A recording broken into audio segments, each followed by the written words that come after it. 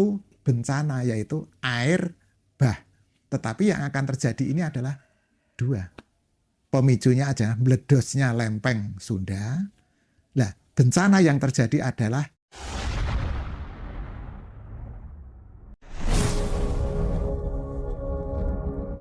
saya menangkap apa cerita yang disampaikan Pak Gun. Cuman begini, dua kejadian itu tidak mengartikan bahwa apa yang disampaikan Mbah Mujono itu suatu kebenaran. Apalagi kalau prediksi sampai terjadi tsunami 400 atau 500 meter itu suatu hal yang sangat mengerikan. Bahkan dari lembaga atau otoritas yang menangani masalah itu kan ya, itu prediksinya mungkin hanya sekitar 20 atau 30 meter saja. Mereka sebagai basic mungkin seorang akademisi melakukan riset bertahun-tahun dan sebagainya. Jadi sangat mungkin tidak ada kaitan antara dua hal yang barusan Pak Gun pakai contoh. Ini yang saya tanyakan, ini kan masalah tadi pesan yang akan disampaikan itu ilusinya sepertinya kan sangat-sangat tidak masuk di akal. Maka arah saya itu ya untuk menjawab apa yang ditanyakan Mas Didi tadi, apakah itu ada campur tangan non fisik itu ya? Karena secara fisik BMKG itu dia bisa menghitung itu kan secara fisik itu ya. Secara fisik itu kekuatan gempa megatrust itu mampu menimbulkan guncangan sebesar 8,9 skala Richter dan bisa menimbulkan gelombang tsunami setinggi 20 meter. Tetapi dia tidak bisa melihat faktor non fisik.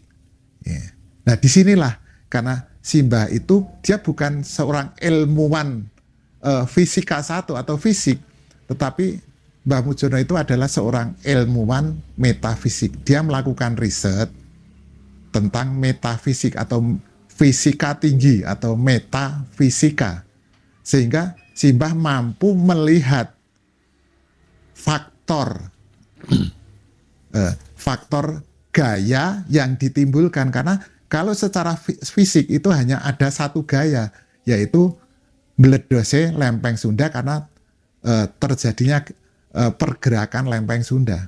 Tetapi Mbah Jono melihat ada faktor non fisik. Jadi ada gaya lain yang bekerja pada lempeng Sunda.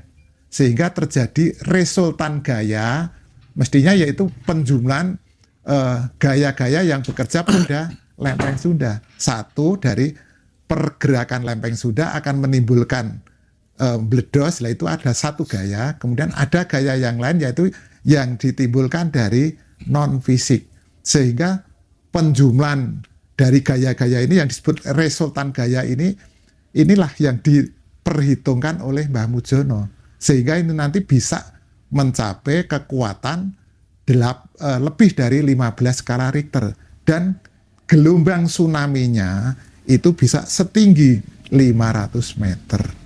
Nah ini ada dasarnya mengapa bisa seperti itu.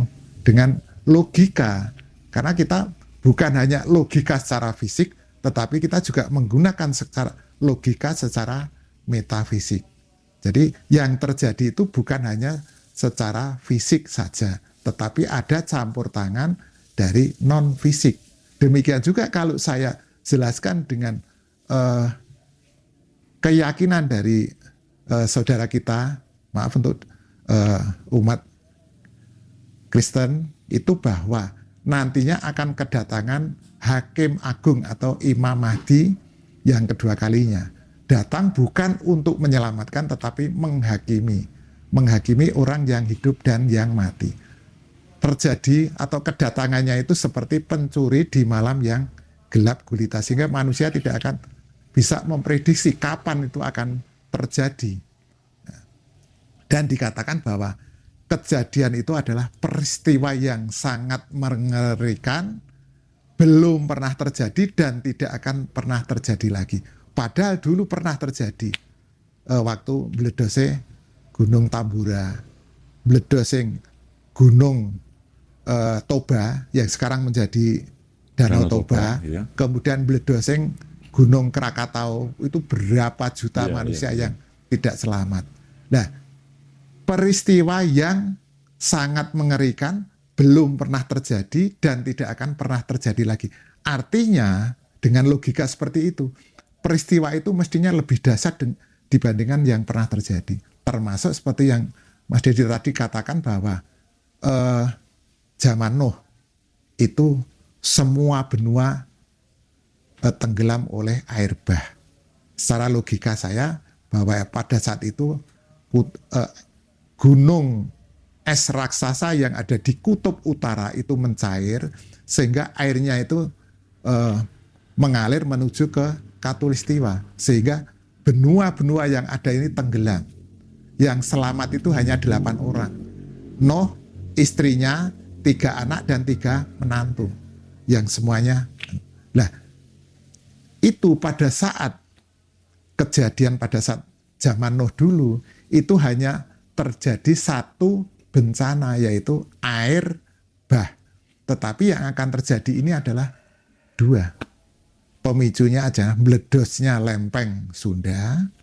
Lah, bencana yang terjadi adalah api dan air. Api yaitu material vulkanik yang ada di perut bumi itu akan keluar lewat gunung-gunung berapi yang ada di seluruh permukaan bumi. Bukan hanya di tanah Jawa, tetapi sekupnya ini adalah bumi. Semua gunung berapi itu meletus, material vulkaniknya itu akan menyelimuti bumi. Padahal itu material yang panas dan beracun. Siapa yang mampu untuk bertahan dari kondisi seperti itu? Kemudian disusul lagi dengan gelombang tsunami yang begitu besar. Okay. Bukan hanya seperti yang diprediksikan oleh BMKG. Okay. Maaf saya potong Pak Gun. Barusan Pak Gun menjelaskan tentang akan datangnya, akan turunnya seseorang pencerah Imam Mahdi atau siapalah namanya, avatar dan sebagainya, banyak penyebutannya di situ. Dalam kitab-kitab suci itu mereka menyebutkan ketika itu sudah hampir mendekati kiamat. Pada 3 agama besar itu dipercaya begitu. Saya ingin menanyakan kepada Pak Gun, kalau secara pribadi Pak Gun meyakini apa tidak bahwa nanti bumi ini akan hancur seperti gambaran dari versi agama kiamat itu? Ya. Peristiwa yang akan terjadi itu adalah seleksi manusia oleh alam. Jadi bukan oleh manusia tapi oleh alam. Yeah. Nah, dikatakan juga bahwa Elailo wong Jawa kari separo, Cina Londo kari sakjudu, karena sedikitnya orang yang selamat. Karena dulu pada waktu Nuh yang bencana air bah saja hanya 8 orang yang selamat. Lah sekarang bencananya lebih besar. Tetapi bukan bisa kita katakan bahwa nanti yang selamat lebih sedikit dibandingkan zaman Nuh, enggak. Karena sekarang sudah ada metode bagaimana kita bisa selamat menghadapi bencana yang seperti itu. Secara fisik kalau kita tidak memiliki ilmu pengetahuan bagaimana kita bisa menyelamatkan itu, ya mestinya kita sulit untuk bisa selamat. Karena sekarang ada teknologi ya yang diciptakan oleh manusia, yaitu manusia mampu bikin pesawat olang-alik. Ya. Nah, kalau saat kejadian orang-orang yang mampu menciptakan teknologi dan dia melakukan penerbangan ke bulan, karena untuk stok makanan fisik dengan kapsul itu mampu bisa bertahan dalam waktu mungkin berbulan-bulan. Jadi dia karena sudah tahu bahwa itu akan segera terjadi, dia dengan pesawat yang diciptakan itu, pesawat dia kemudian menuju ke bulan dan bertahan di sana dalam beberapa bulan. Dia akan mesti selamat, Mas. Karena dia tidak ada di permukaan bumi. Karena yang kena itu adalah di permukaan bumi. Karena di sana mungkin material vulkanik tidak akan bisa nyampe ke sana. Sehingga udara yang dihirup pun tidak tercemar oleh material vulkanik dan racun. Ada juga teknologi metafisik, yaitu manusia yang mampu